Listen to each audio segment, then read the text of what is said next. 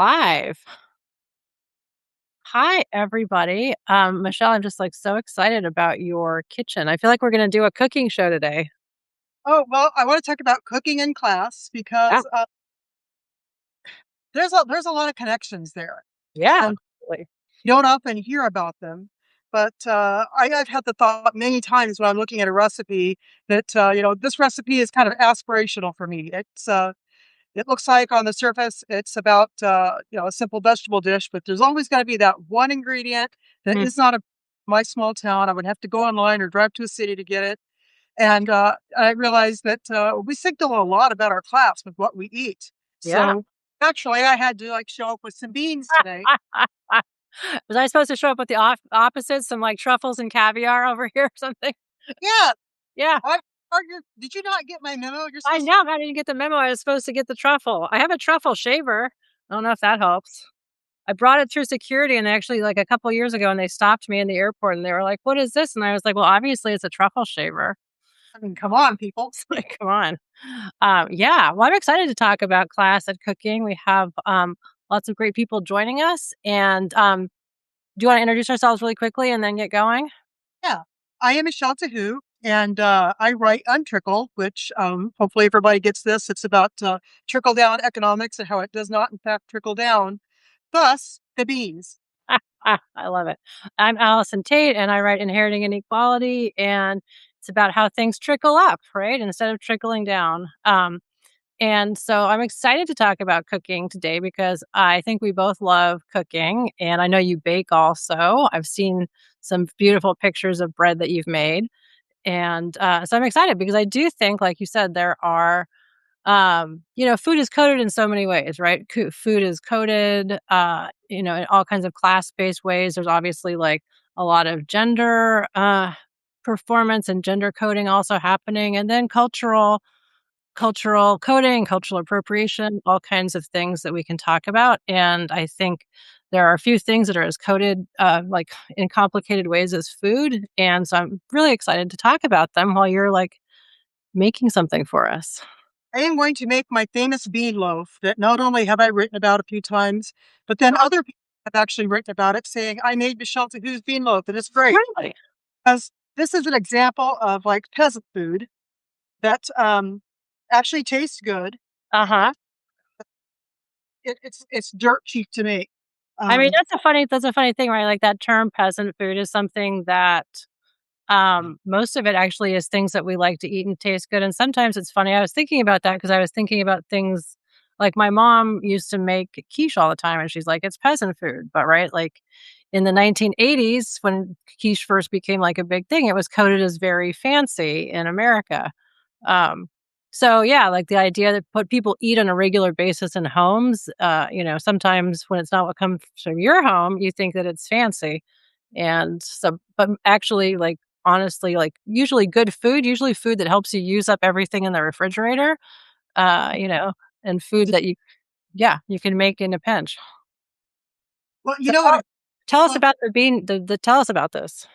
oh, this is going to be onion, beans, a little bit of flax seeds, or you can use an egg. A lot of times I use some oatmeal. Great. Um, I use this taco seasoning, but you can season it a lot of different ways. And then, I'm sorry to say, ketchup and brown sugar for the glaze. Okay. So it's like a meatloaf with black is it black beans? Yeah, because my husband is a vegetarian who doesn't like cheese, Uh, and I'm obligated to feed him because he works really hard and because he gave up all the great food of Europe to come here and marry me. So that is why I keep sourdough out on the counter, and I wish you could smell this so you have a sourdough starter, nice. sourdough starter. I'm not quite with the idea of making bread, but Uh-huh. So along. it's interesting that you brought up being vegetarian because I was gonna ask, I was gonna kind of bring that up and what we think about vegetarianism and class coding. Oh gosh, it used to be almost everybody, depending on your culture, was at least three-fourths the way vegetarian because you couldn't afford meat very often, Uh-huh. very specific cultures. But it's definitely the other way around now. Yeah. Now, vegetarian is coded probably upper class, it's coded liberal. I just wrote about it. I just wrote a whole thing about Yeah. protein Yeah. class.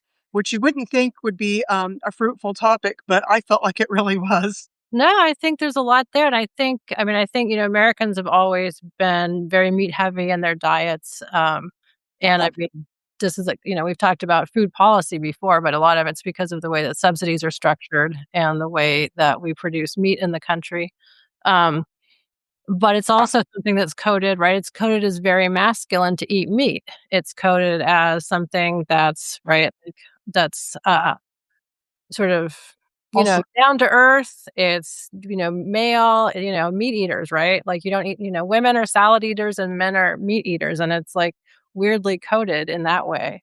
And so when Michelle, people want to when, critics want to feminize people or make, people sound effeminate, they say that they don't eat meat, right? That they're, they're uh, salad eaters. when my husband first came to this country, the first job he got was at a factory, and there was a lot of heavy lifting around. And he could outlift pretty much everybody.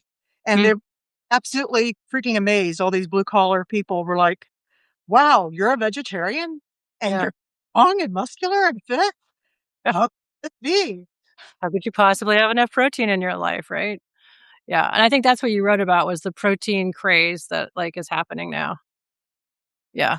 I mean, I've said before, I've been a vegetarian my entire life, and, I've never had one problem with, any type of I've had health problems, and they definitely weren't related to, my lack of protein. Yeah, Right? I'm not a vegetarian, but I don't eat meat a whole lot. And I've toyed with vegetarianism several times in the past. And at some point, I always go running for something meaty. So I think I'm not really just meant to have. If I eat meat once a week or every 2 weeks, so I feel like I'm okay with it. That's Yeah, fine. I cook meat if meat eaters like my son are coming over, but other yeah. than vegetarian 90% of the time. Yeah, I'm trying to remember, was it Obama who got, criticized for liking arugula? Right? There was that meant he was, anti-populist because he liked arugula as opposed to, George Bush was praised for eating his broccoli, which is right, right, broccoli, and there was of course, I mean, Nancy Reagan was one who made ketchup a vegetable, so there's always that. Um, yeah, Linnea at Large says, "Because women are convinced low calorie and skinny is the only path forward, right? Salads for women."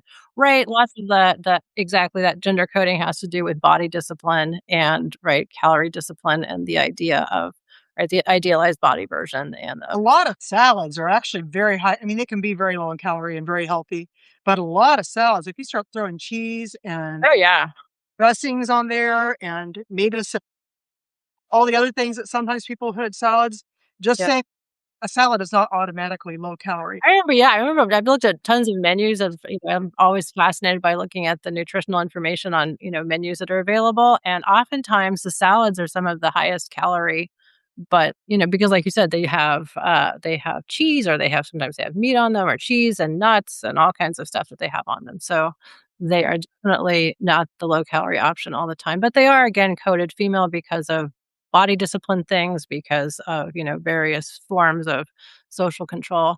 Um, so I'm curious too if anybody in the chat. I'm just curious. We sort of started off here with ideas about what foods are coded how. I'm curious if people have what people think of when they think of different sort of class associations and what they have as an idea for high class food or low class food, or because there's definitely a high low culture around food that we have. Yeah. Right, very strongly, and, some people play on that, obviously, but there's definitely a high-low thing happening. When I grew up, my family did not have a lot of money. We lived in a trailer, as I've talked about many times, up until I was like halfway through junior high. Mhm. And I can remember eating things like bologna sandwiches.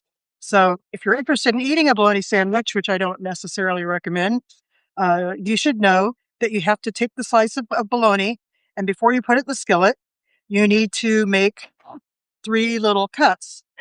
Well, lay flat, otherwise it just domes up. And then, of course, you put you put ketchup on it and serve it with white bread. And I ate that many times growing up. Yep. I don't think I've eaten it for like 40 years, Uh-huh. but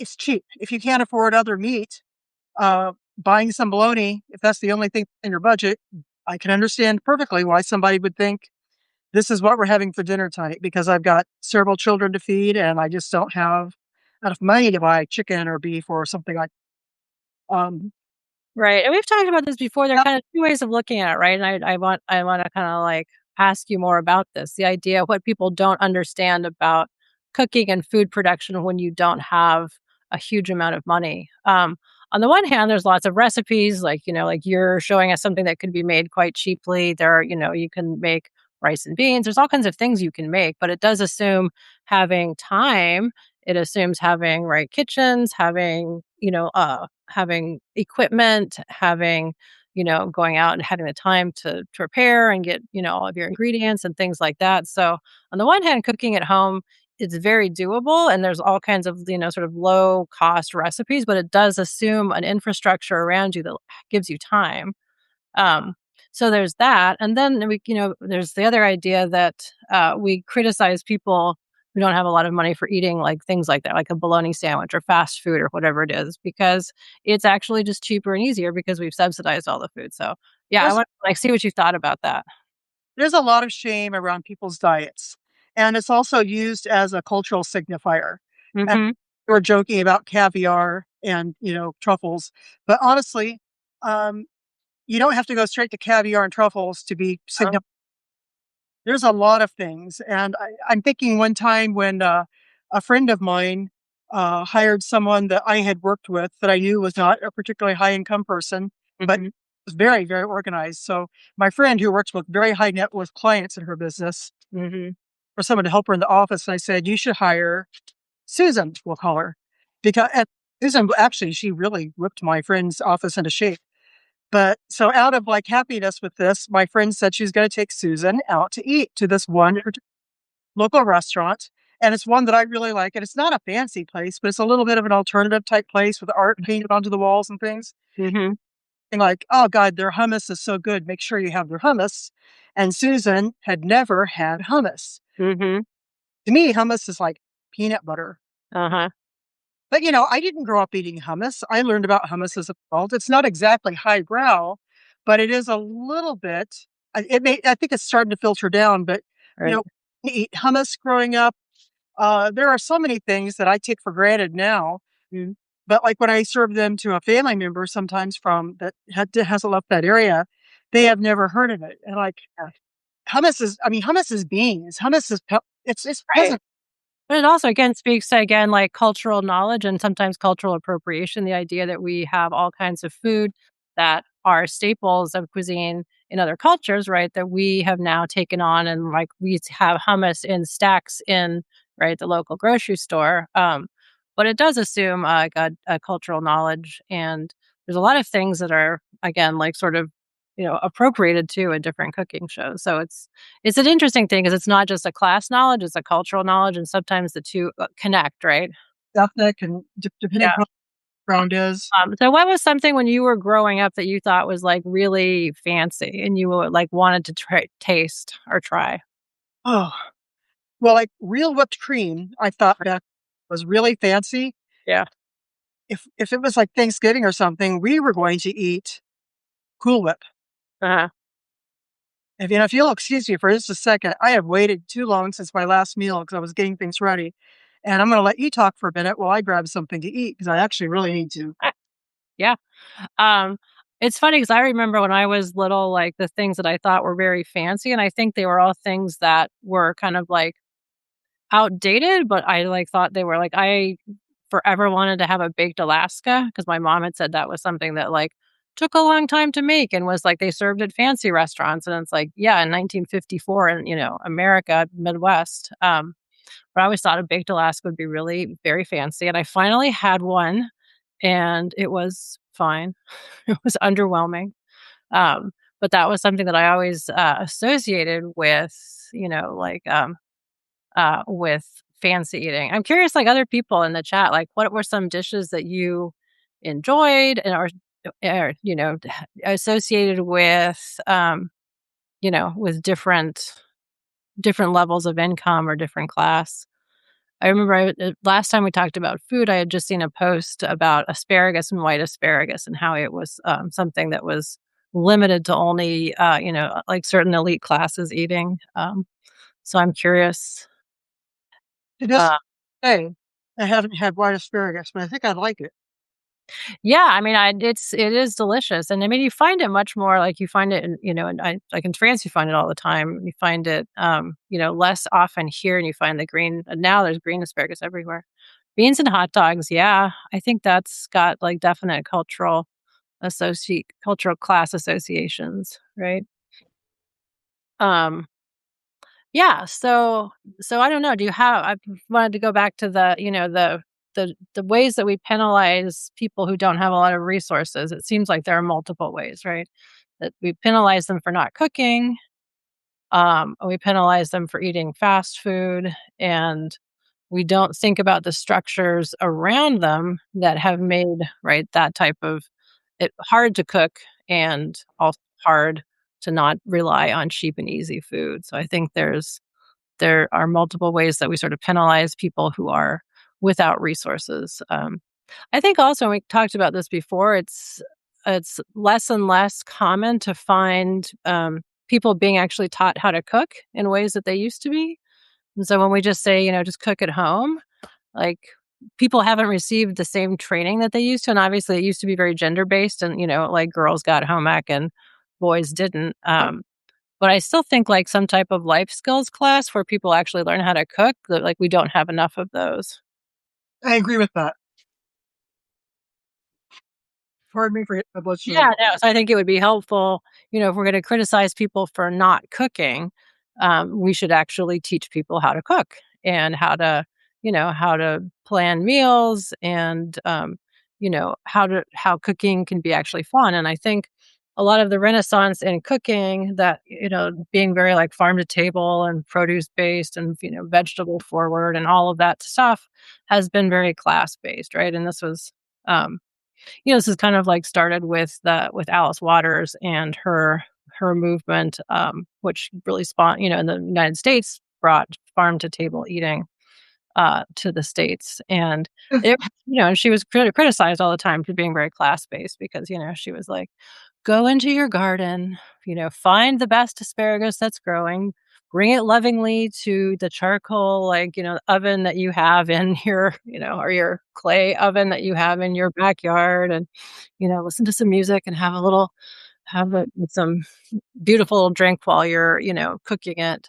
Um, yeah, Pisces in Motion said, "My family in Wisconsin, diets are bland, potatoes, meat, and veggies. My husband and I are both amateur chefs. Same. We use tons of spices from around the world. If we make food for others, we usually have to tone down the heat from hot pepper and other spices." Yeah, same. I'm always surprised by how little people enjoy strongly spiced food. It's something. It's true. Right, Americans, and I find it also in France and the UK, like, very low tolerance for, spicy hot, not There was an association with, where you live on the globe, people who live yeah, in hot climates versus people who live in cooler climates, mhm, and that filters down over probably 2 or 3 generations too. yeah, and I think, again, there come into play lots of, again, cultural understanding or misrepresentations or judgments about, like, what food smells good and what food doesn't smell good, right? And what, like, hot means, or what s again, like, yeah, it's just sort of associated with a lot of different,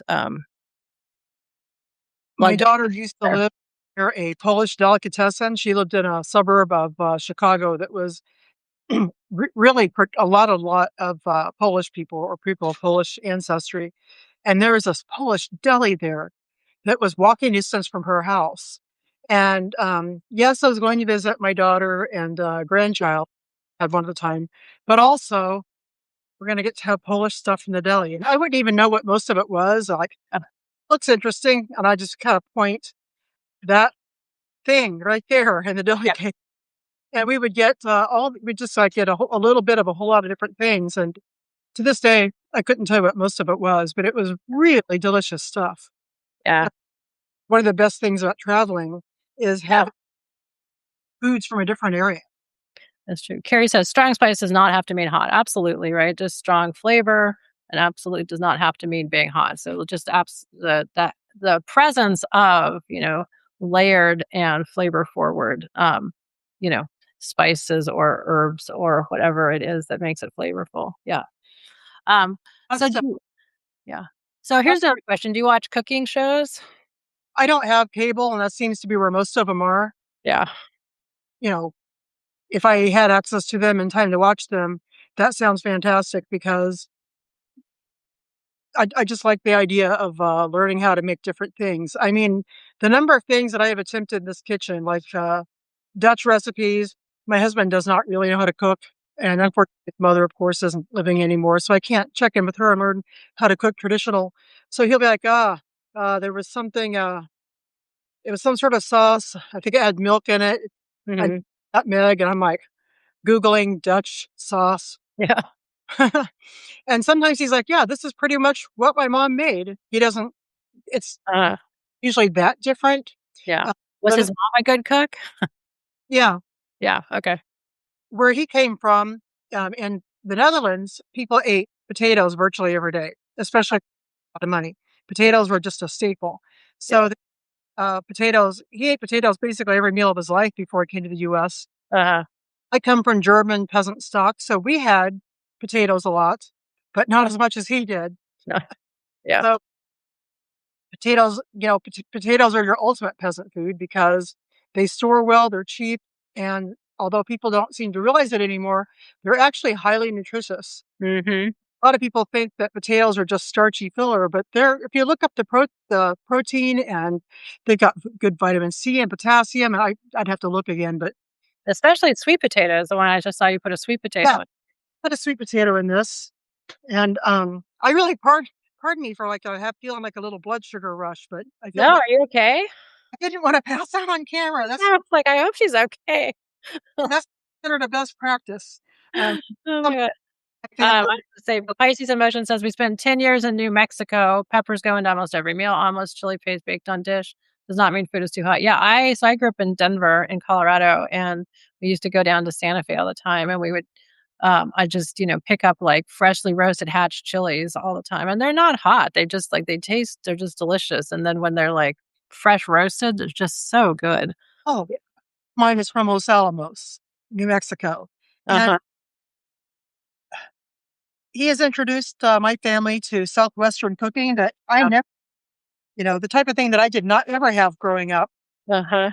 completely different foods, and he makes I can't remember the name of it, someone will can probably fill me in, where you take the roasted hatch chili, Yeah. put some cheese, and then you close it with toothpicks, and then you dip it in, beaten egg white and deep fry it. Oh, like a chili relleno. Yes, that's the name Yeah. of it. Oh Mhm. my gosh, that is so incredible. Delicious. I love a chili relleno myself, yeah. Uh, So it says, "What are you making?" What's it called? It's a it's just a bean loaf. bean loaf. It's Here have basically meatloaf with, black beans substituted for the meat, it looks like. yeah, So, that's really all it is. It's black beans, onion. I put a sweet potato in there just to have yeah. it just tastes good. I think black beans and sweet potato good together. And then I mash it, but I don't mash it into a puree. I just roughly mash it with Yeah. potato. Is there egg in it at some point? Sometimes I put in egg and sometimes I use flax seeds. Out of Does the flaxseed work as the binder? Yes, for people Okay. who are vegan, which we're not, but flax seeds are good for you and you don't really taste them in here, so it seems like a good opportunity to have a little extra. This So is hugely off topic, but there are I mean, all of the studies about flax seeds are, like, incredibly healthful and, potentially, helpful in preventing recurrences of ovarian cancer. oh, well, that's good to know. Yes, it is. So, Put it it works as a binder, yeah. and a lot of times I do put in an egg, it just kind of depends on my mood that day or Uh-huh. if eggs are or what I feel like. 'Cause my husband's cousins in the Netherlands make mashed potatoes with fresh kale, delicious. Well, that Oh, sounds like isn't that like, Colcannon, the Irish is like cabbage and mashed potatoes, I think.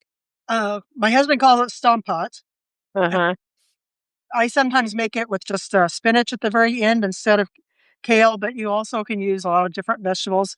But it really to, boiling things together and mashing them up. Yeah. I'll usually Yes. put sausage on top, but we leave that off at my house. Yeah, Carrie says chia seeds also work as a binder. So here's another question for you. It sounds like you do most of the cooking. So you have kind of like a gender division of labor. Does that do you mind that? Do you try to get your spouse to cook? Are you are you Uh, just like you each have things that you're good at and you just do it that way? he was very willing to cook when he first came over, and, Okay.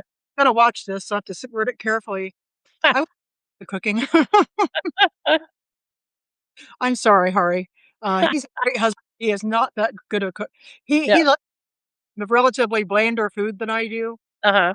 Part of that is, too much spice bothers his stomach, and again, he grew up with, like, a lot of potatoes and that type of thing. Mhm.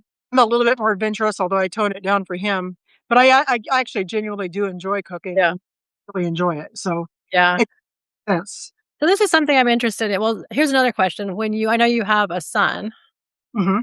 Did you teach him to cook, or did you have a daughter too, I think? Did you teach both of I, them to cook?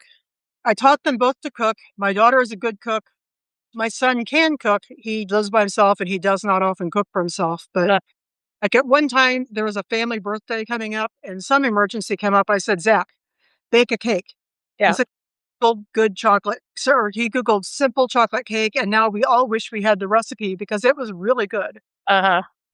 When he was a kid, his thing was making muffins. He made muffins about once a week. He just liked to. And they're very easy. There's Yeah, nothing difficult about making right? muffins. Very easy. It's a cupcake in disguise. It's who Yeah, doesn't like a muffin? Yeah. made all the time for himself. So he knows how and he can. And I wish he would do more because I'm not really happy with eating all that convenience food he eats. But he's a grown man; he can Yeah. eat less, but he's Yeah. perfect. And a lot of times he'll come over for like a weekend brunch, Uh-huh. and I will cook together, and like omelets or something like that. Just simple stuff. But yeah, he's perfectly capable in the kitchen. I made sure of that. Yeah. That's interesting too. I mean, if men are going to do more cooking, there's a lot of obstacles, right? One is that generally they're not taught. So that's great that you taught your son to cook. They don't want to do it because again, it's coded female. So it's a female task. So it's not something like most men might not want to make or some men might not want to make muffins, right? They're like, that's not what I do. And even different types of cooking or to have gender codings, right? Like I remember my dad, like, the one type of cooking he would do, and I think this is very typical, was like barbecue. He would do like the grilling, like men grill, right? And like Men women girls, do all the rest of it. yeah, the women stay inside and make the pasta salad or the vegetable sides, but the men like that makes no sense Yeah. because if they don't usually cook, Yeah. they don't grill as well as their wives could if their wives are the ones who have been doing all the cooking all along. But then all of a sudden, for this one cooking skill, they jump ahead like, ah, Yeah. I'll do that. Yeah, so it's interesting. So I have a number of friends who have made it very explicit with their spouse, when it's a heterosexual couple, made it very clear, like we're going to split the responsibility for meal production, right? And I think a lot of times, or sometimes, what happens is women will be in charge of meal production. They'll give a little bit of responsibility to men, and then they'll tell them, they didn't do it well, right? And they'll sort of do like gatekeeping. So they've made a big effort. These are friends of mine to make sure that meal production is distributed evenly, but then it's like you can't say anything when they make something that's not great. And what usually happens is like the 3 nights a week that the woman is on, she makes something or whatever. At least with my friends, and then the nights that their spouses are on, they just order something, um, and it ends up right that they don't cook at all. Well, I live in a really old house and I do not have carpentry skills. And each time I've tried, it hasn't gone well. So, although I do almost all the cooking, my husband does things like this plate rail, for instance. That's very nice. Always wanted a plate rail, and he made me one. Hmm. And the reason why we have a butcher bought countertop is because we had to do this kitchen Yeah. very do it yourself thing. And it's a lot easier to make yourself, not make the butcher block, but to like cut it to shape, cut out for the sink and that sort of thing. That's Hmm. easier to do than to say, work with granite or laminate countertops or something like that. So he does an awful lot of Yeah. an old house going and all Yeah, I that. think it's important, right? It's important that there's 2 different things happening with who does what in the house. There's division of labor, and then there's also like the gendering of it, right? So it's like people could have very fair divisions of labor, but it might be conventionally gender coded. You could also have a division of labor where you worked against it, either on purpose or just because the people involved in the couple liked to do things that were not conventionally gender coded, right? Yeah. Well, the fact is that when he was a young man, he had a job doing, kitchen and bath remodeling, but he still lived Mhm. in I so mean, that's very that's useful. It's absolutely useful. yeah. Um, Carrie says, "Is that a hammered tin ceiling repurposed as a backsplash?" This is from okay, so years ago, I was a newspaper editor, and when we had this historic building, I would sit back in my chair sometimes to have a think, and Uh-huh. was the ceiling right over my head. So when unfortunately the hedge fund that owned my newspaper and many others, when they sued us so that our beautiful historic building could become a parking lot, I said, "Well, can I have part of the tin ceiling?" So I brought home tin ceiling, and then my multi-talented husband turned it into a uh, uh, what do you call it? A splash. Backsplash. Yes. Yeah. It looks great. So there's a lot of personalization that went into this kitchen. Uh-huh. I can tell. I love the sink too, like the farm sink, the big ones are great. That was our big cost. We remodeled our kitchen. We started doing it when I still had a job. Then all of a sudden I didn't have a job. Uh-huh. Oh, we've already ripped everything apart too. Yeah. You're like, "Oh, well, guess we're gonna go with that." And it's a weirdly arranged room. So we did things like get rid of a door and so we'd have a place to put the refrigerator because this room there was a tiny kitchen and the other half of the kitchen used to be like a mud room. We could tell when we tore it apart. It used to be a mud room. And so there was all kinds of rewiring to do. At one point, you could look down and see the soil underneath you. Uh-huh. I had my refrigerator in one room and my stove in another room and a microwave set up in another room. And to cook dinner, I was traipsing around. My stove was literally in the parlor. My house is old enough to have a parlor. Uh-huh. And so we made a lot of these cabinets, or well, I say we, my husband made cabinets by hand. So Yeah. Carrie that says, was, "My house isn't quite as old, but I have a white tin ceiling in the kitchen and breakfast nook." oh, Yeah. I love that. I love that. Yeah. I really like old architecture. Yeah. No, it's beautiful. So here's another part of the gendering that I was gonna mention with the, cooking shows, which I always think is interesting, is that they make a big deal. So there's always a big deal about, especially on baking shows, but I think all of the shows about people who are home cooks versus professionals. And so you always have the women are always the home cooks, right? And then it's the professionalized chef world, right? Is like decidedly masculine The and men the yeah, like big, right, all the big famous chefs are men, and they basically have, if look at the work that's been done by, like, women, right? It's been coded as women's work for, for a very long time, the cooking and, producing food production in the home, and then when it's taken into a professional, like, public sphere, right, it's become, male accomplishment, which is always, men like, professional. interesting. First, Interesting. I am not a professional food caster. I forgot to get out the pan. I'm gonna have to Oh. and get the pan. Yeah, be careful. I don't want Up, you to fall off the buddy, watch this. I'm on a swivel chair. Okay. I'm, like, worried for you. This down. Oh well. Okay. Ah, Okay. uh, There you go. you to see you take a spill. Sorry. That looks like a nice Corningware. This is a very old piece of Corningware. I have a lot of I have Corningware that, yeah. think back to when my mom had it. I Mhm. had this piece or not, but very lucky. Yeah, so it's an interesting sort of co-opting of cooking on the level where it's remunerated, right? Where it actually where you make money and become a celebrity chef, like, that's been co-opted by men, and it again, the idea that you're a home cook and that's a somewhat of a lesser thing is also, it's also out there, right? And that's another sort of form of the gendering of the cooking world. I remember bringing that up when I was in junior, or excuse me, in elementary school. And Mhm.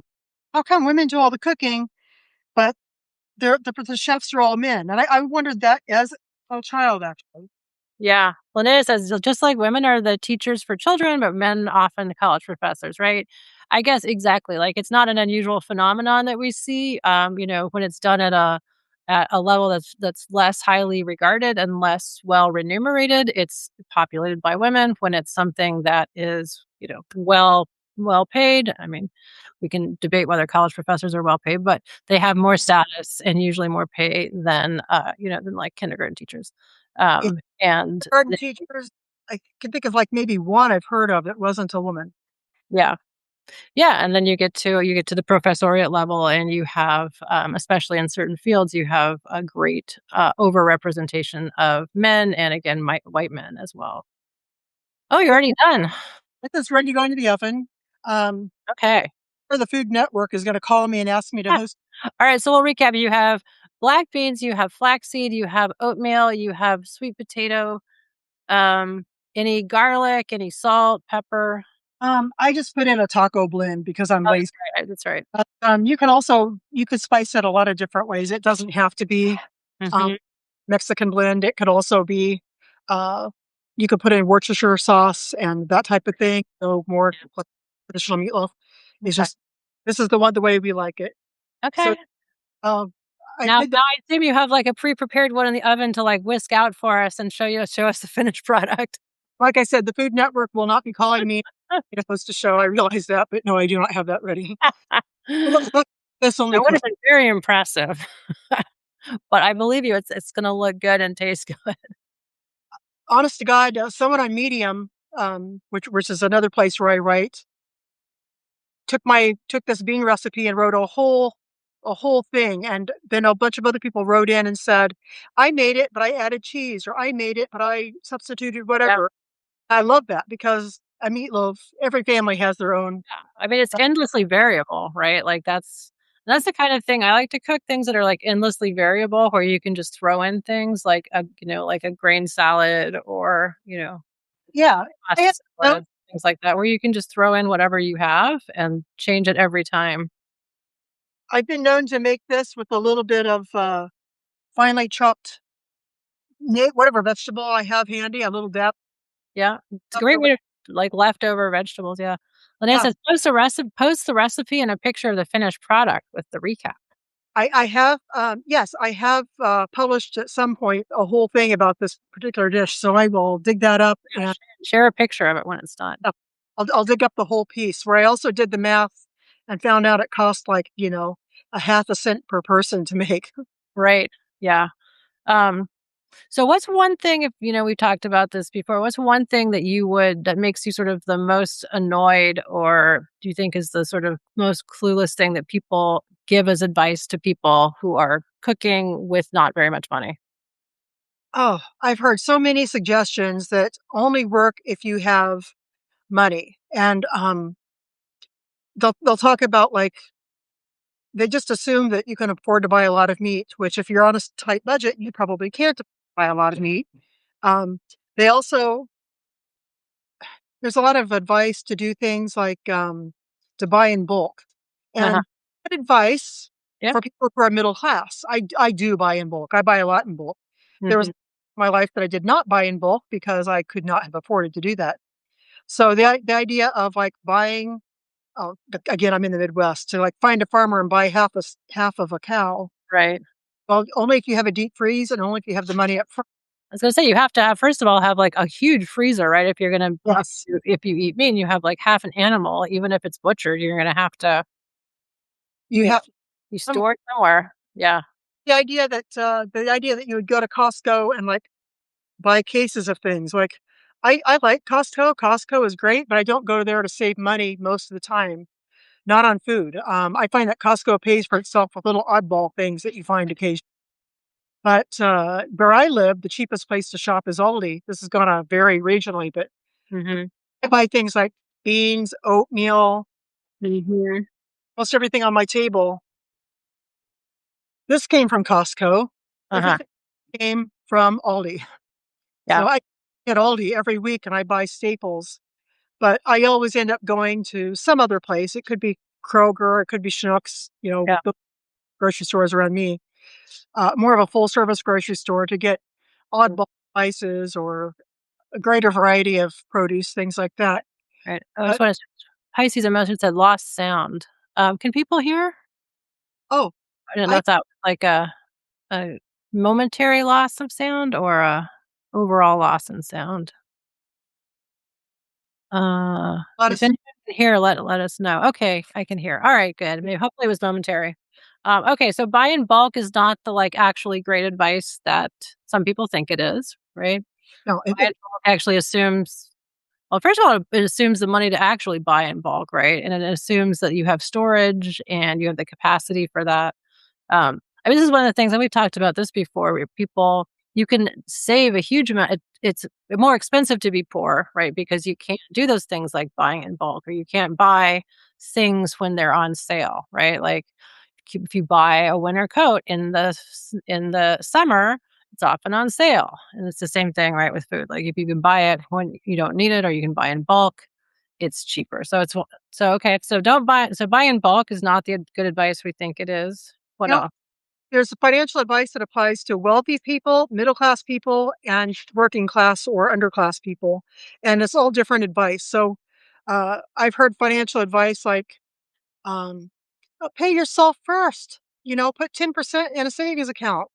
That is great advice if you have an extra 10%, but if it's taking everything you've got just to keep your head above water, that advice is useless.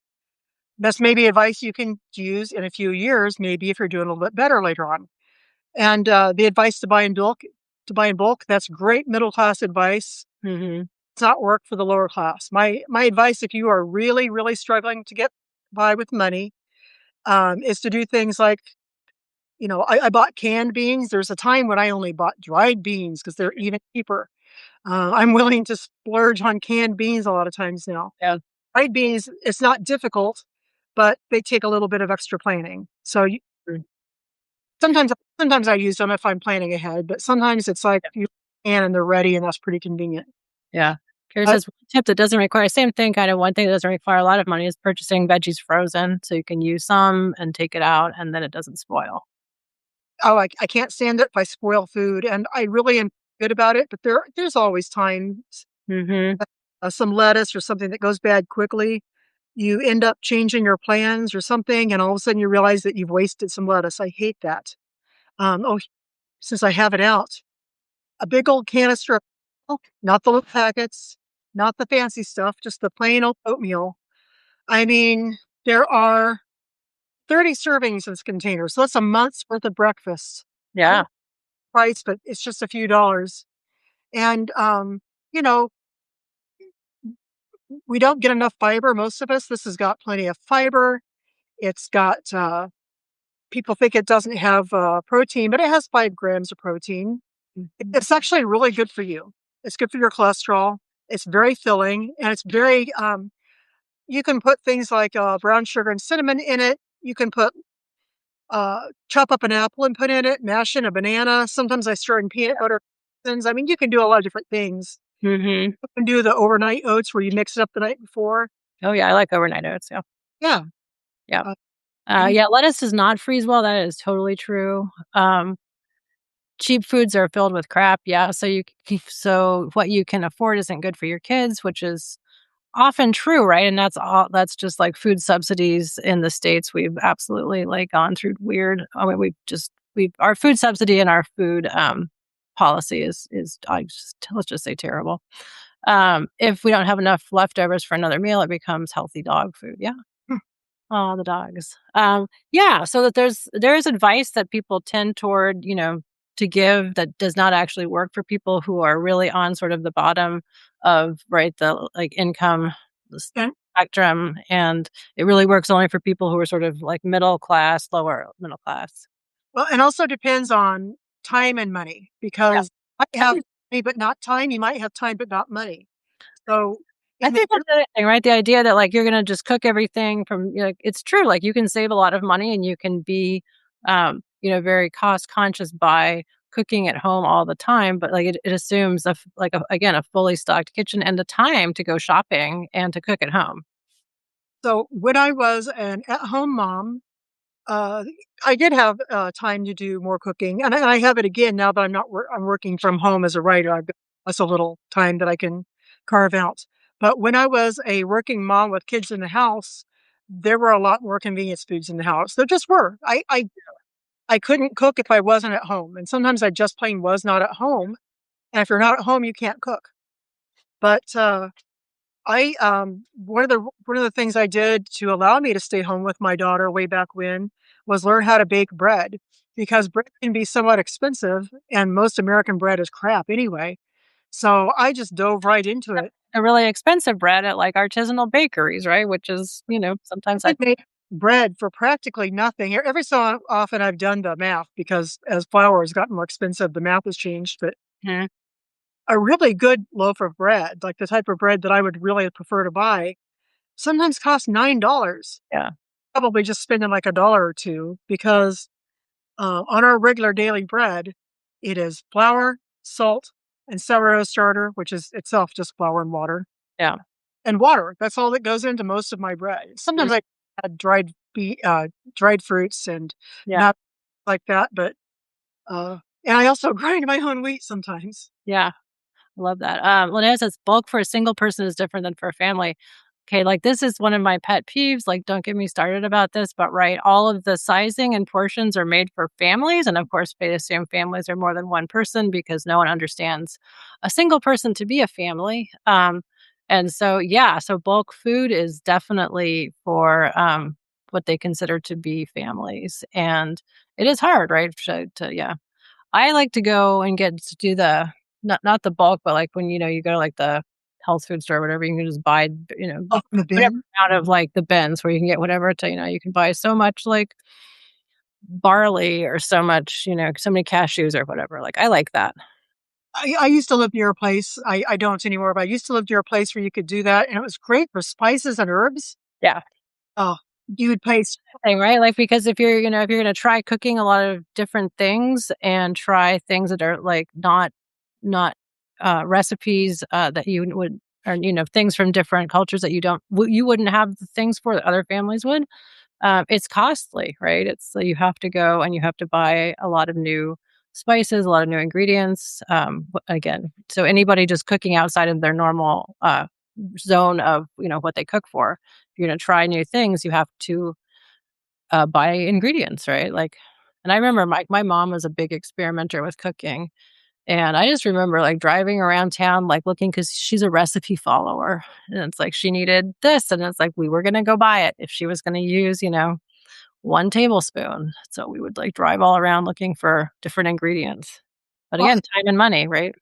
that brings up a great piece of advice for someone who really does. They want to eat well, but they don't have a lot of money. Is don't make a Mexican dish one night and Italian the next and Greek the next and Armenian or whatever the next.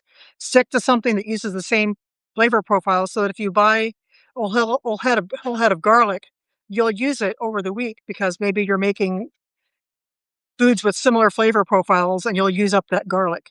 If you don't usually eat garlic, then maybe don't buy a clove of, or a whole head of garlic because it may go bad by the time you get to use it.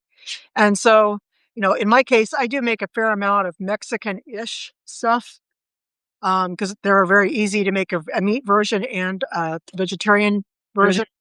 So, I might have tacos one night, and maybe a couple of nights later, I have like a taco salad.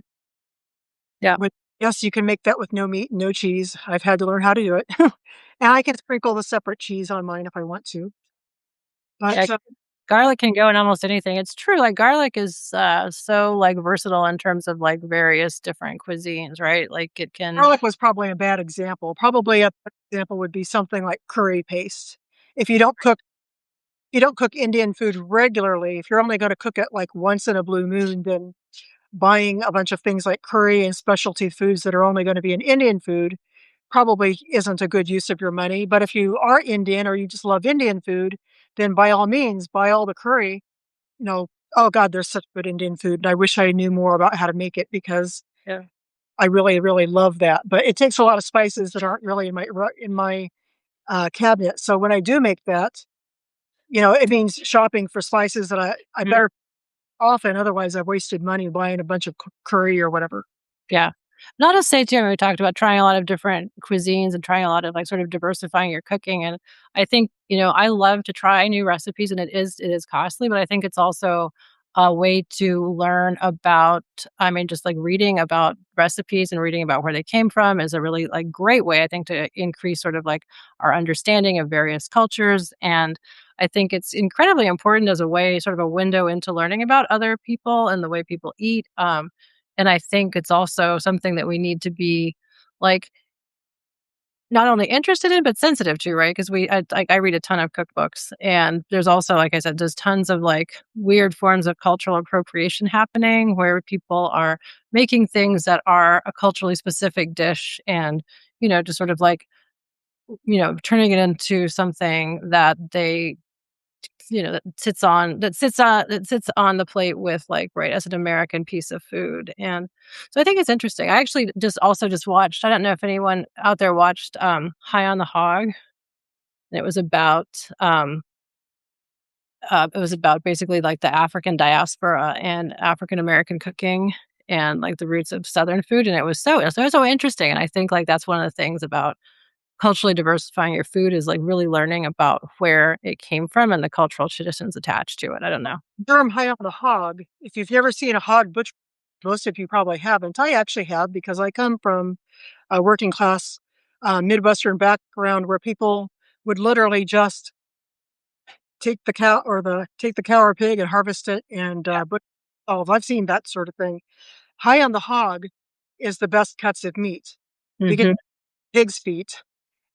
And so, yes, a lot of people of African American heritage didn't have access to the high on the hog. They had, Yeah. especially during times when they were enslaved, they were only given the very least desirable parts of the animal, and they figured out how to make those things taste amazing. Mhm. Yeah, it's a really interesting show. I think it's still on Netflix if anybody, wants to go back. And the thing that, like, again, with the cookbooks, it's I don't know if it's fun. The fact that struck, me was that, they dedicated one episode to this man who was an enslaved man and was the chef at the White House and, for George Washington, and he apparently was an amazing chef, and, like, was, like, very beautifully dressed and, like, really prided himself on his, right, sort of dandyism, and, he wrote all of his recipes out, wrote a little cookbook, and Martha Washington basically just took all the recipes and, like, published it and, appropriated all of his, basically intellectual property and published a cookbook, and she was like, "Look at all these great recipes that I've found." Like, "Thanks, Martha."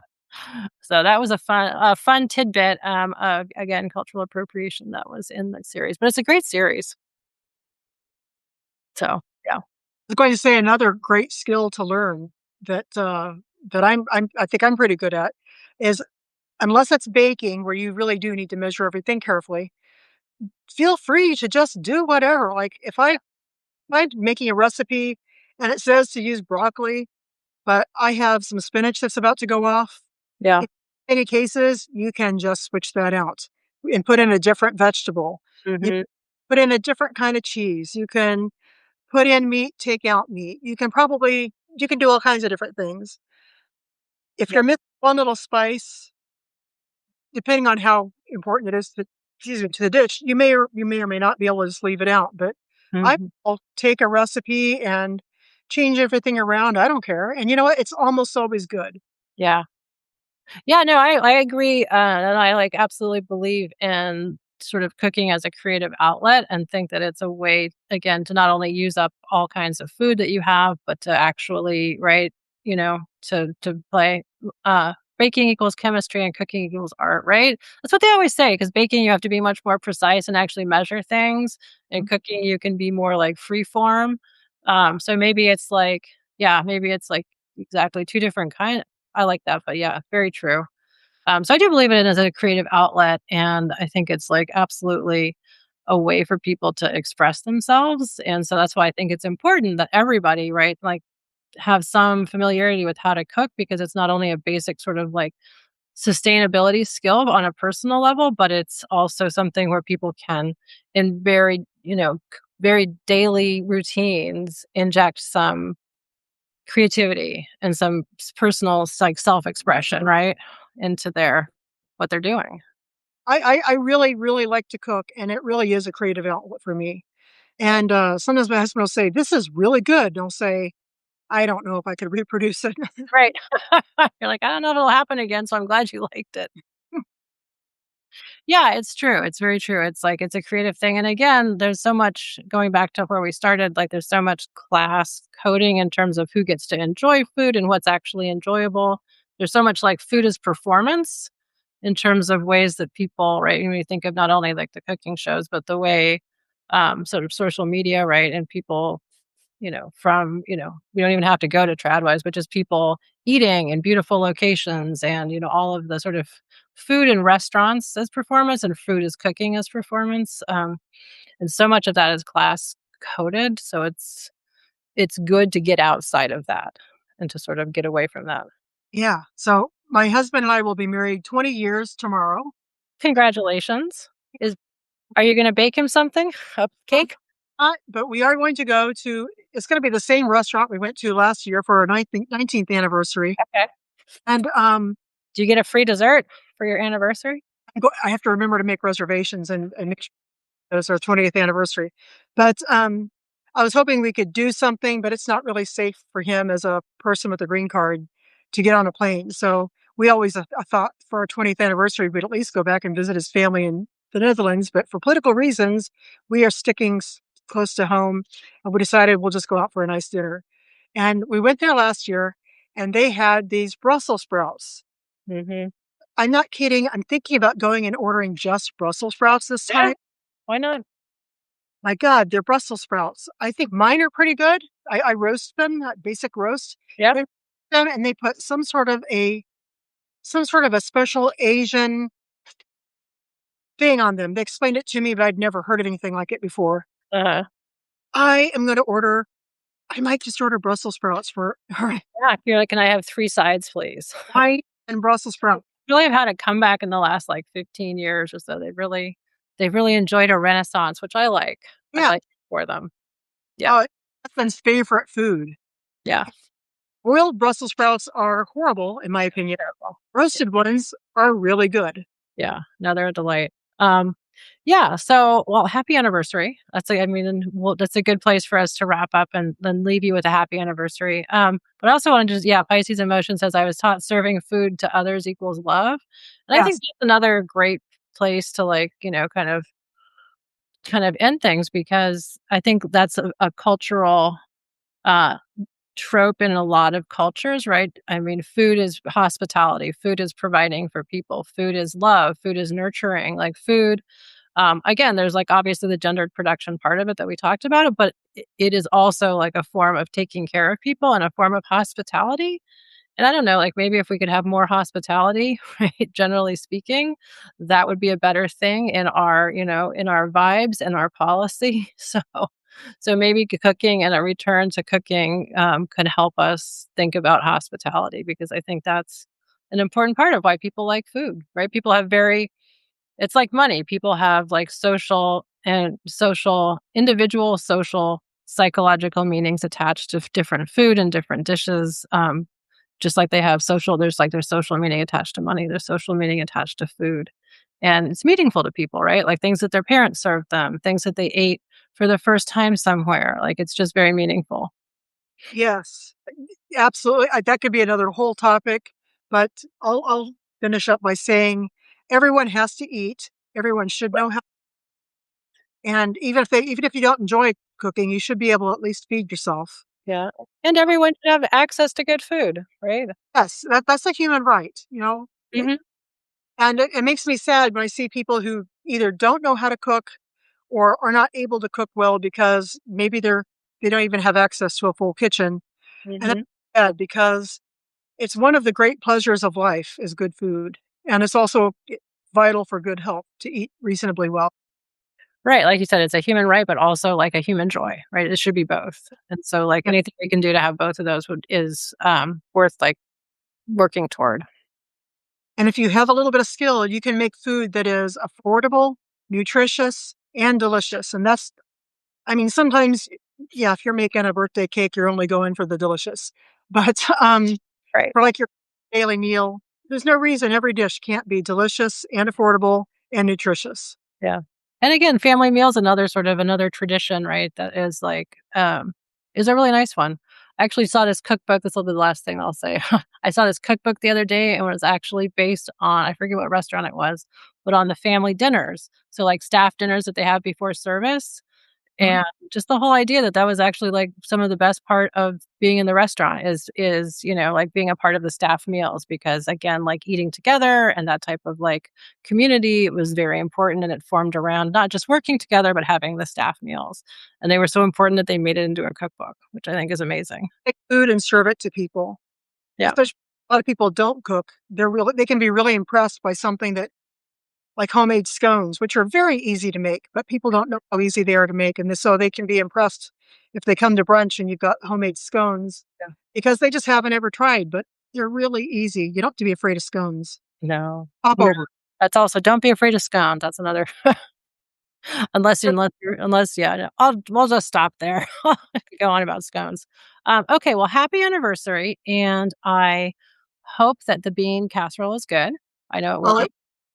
And, post a picture for us, and I assume we'll see some pictures of your anniversary, so enjoy the dinner and eat lots of Brussels sprouts. I'm gonna eat so many Brussels sprouts. Excellent. Bye, bye. Okay. Bye, everyone. Thanks for tuning in.